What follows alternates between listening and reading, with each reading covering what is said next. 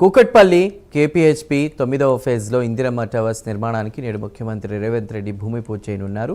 దాదాపు 43 కోట్ల వ్యయంతో 5.87 ఎకరాల్లో చేపట్టనున్న ఈ ప్రాజెక్టులో 4 టవర్లలో మొత్తం 1160 ఇళ్లను 2 దశల్లో నిర్మించనున్నారు. భూమి పూజ కార్యక్రమానికి సంబంధించిన ఏర్పాట్లను Serilingampally MLA Arekapudi Gandhi, Kukatpally Congress party incharge Bandi Ramesh, police అధికారులు పరిశీలించారు. పేదల సొంతింటి కలను సాకారం చేసేందుకే ఈ ప్రాజెక్టును చేపడుతున్నామని వారు తెలిపారు.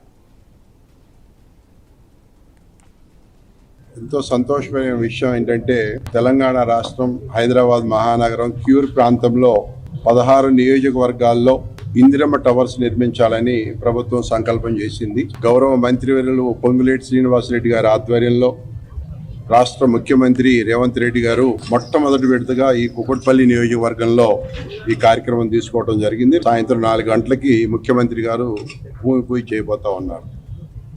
దీంట్లో ముఖ్య ఉద్దేశం సామాన్య మధ్యతరగతి ప్రజలందరికీ కూడా ఇల్లు చేరువ కావాలి, అందరికీ కళ ఇల్లు, అటువంటి కళ నెరవేర్చాలి అనే ఆలోచనతో ముఖ్యమంత్రి గారు మరి హౌసింగ్ బోర్డు మంత్రి పొంగులేటి శ్రీనివాసరెడ్డి గారి నిర్ణయం తీసుకుని మరి హైదరాబాద్లో దగ్గర 7,400 ఇళ్ళు ఫస్ట్ విడత నిర్మించాలని చెప్పి నిర్ణయం చేసుకుని 16 కాన్స్టిట్యున్సీల్లో దగ్గరగా ఒక్కొక్క కాన్స్టిట్యున్సీలో 480 ఇళ్ళు నిర్మించిన హై రేజ్ టవర్స్ నిర్మించాలన్న ఆలోచనతో మరి వాళ్ళు మా కూకట్పల్లి హౌసింగ్ బోర్డులో దగ్గర ఇక్కడ ఎకరం 100 కోట్ల పైన విలువ చేస్తూ ఉంటుంది.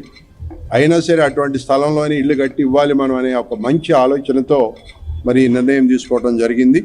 చాలా సంతోషం, మంచి పరిణామం, శుభ పరిణామం. పేదవాడు కోరుకున్న రీతిలో ఇందిరమ్మ ఇల్లు కట్టాలి, ఆ ఇల్లు కూడా టవర్స్ రూపంలో కట్టాలి, అన్ని సదుపాయాలతో ఏ కాన్స్టిట్యున్సీ ప్రజలు ఆ కాన్స్టిట్యున్సీలో ఉండే విధంగా కట్టాలనే నిర్ణయం తీసుకోవటం.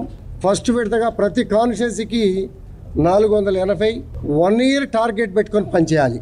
మేము గతంలో కూడా శాసనసభ్యులుగా ఉన్నాం, పనిచేసాం. 10 సంవత్సరాలు కట్టుకున్నా కానీ మేము పూర్తి చేయలేకపోయాం.